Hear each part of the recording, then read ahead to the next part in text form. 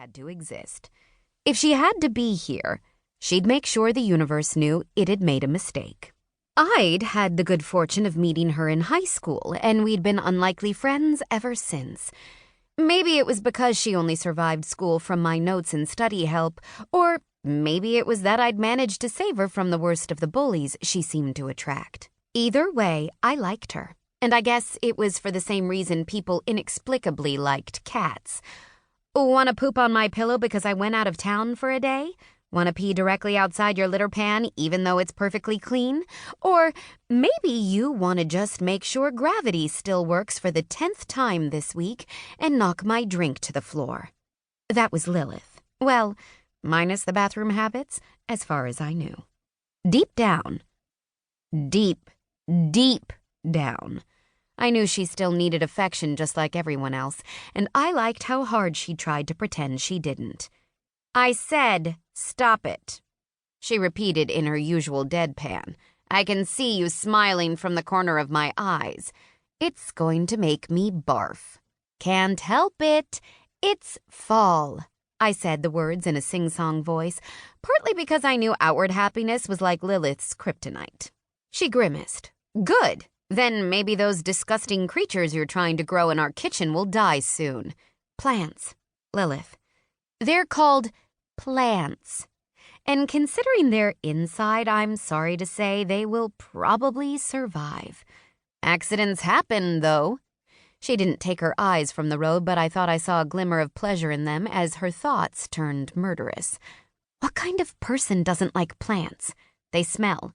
Ooh, I said, pointing to a billboard on the side of the highway. Pumpkin spiced lattes. We're halfway through October and I haven't even had one yet. We have to. Please. Ugh. She gave me a sideways look, showing no concern for the fast-moving traffic in front of us as she stared me down. A nervous smile twitched across my face. The road, I said quietly. She languidly dragged her eyes back to the road. It's not going anywhere. Technically, no, it's not, but we are at about 90, I said, leaning to the side to glance at the speedometer. I laughed, but my heart was pounding. I was pretty sure a few more seconds would have had us careening off the road to our fiery deaths. I had too much to live for to die young. The last season of Game of Thrones was still coming. I had never eaten a poached egg, and my bucket list still had at least 10 items left unchecked, starting with ice skating with a gorgeous guy at night to the soundtrack of Dirty Dancing. In all seriousness, if I died before I made it to art school in Paris, I was definitely going to come back to haunt Lilith. I'd use my artistic skills to draw ghostly penises in the fogged-up glass of her shower doors, and they wouldn't be the high school variety of graffiti penis. They'd be disturbingly detailed and lifelike.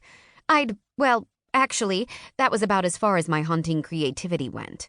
But if the time came, I'd think of something better.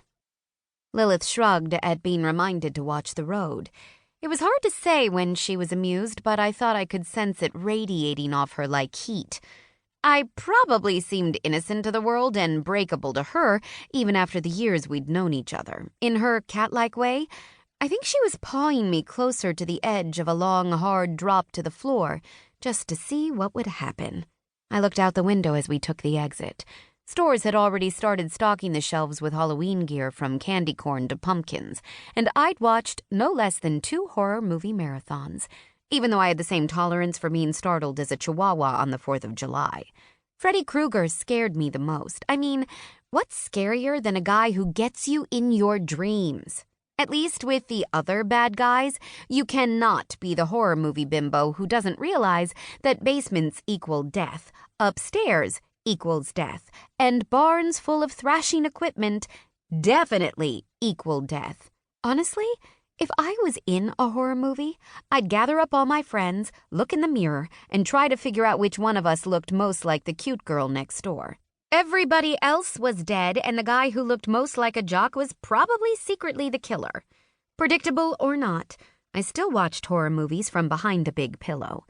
I told Lilith she could park and let me run in to grab the coffees, partly because I wanted a taste of the weather, but more because I'd seen how much she frightened fast food workers. She once told me how she had found a dead fly, saved it in a Ziploc bag.